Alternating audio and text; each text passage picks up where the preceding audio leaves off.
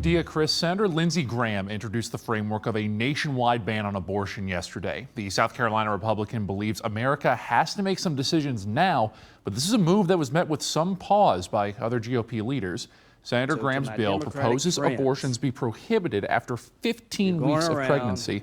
The only exception to this would be in the case of rape, incest, or health risks to the mother. Now, this bill is not expected to become law within the Democratic majority in Congress, but even so, this proposition wasn't immediately met with praise by other members of Graham's party. In fact, Kentucky Senator and Senate Minority Leader Mitch McConnell declining to openly back Graham's bill, arguing a federal ban on abortion is not the best course of action. But in terms of scheduling, I think most of the members of my conference prefer that this be dealt with at the state level. Virginia recently passing new abortion legislation. The bill states any physician or licensed medical practitioner who intentionally performs an abortion is subject to discipline, including losing their medical license. There are similar exceptions in this bill compared to Graham's bill that we've talked about for situations such as rape or incest, as long as it's reported to law enforcement.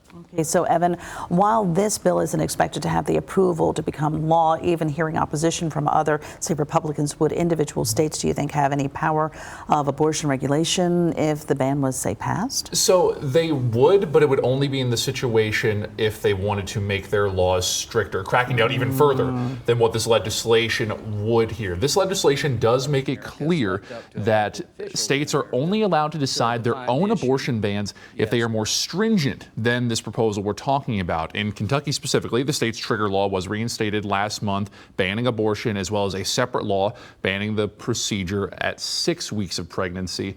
There is a proposal for an amendment to the Kentucky Constitution that would prohibit the protection of the right or funding of abortion through the Constitution. Evan Link live in studio this morning. Evan, thank you.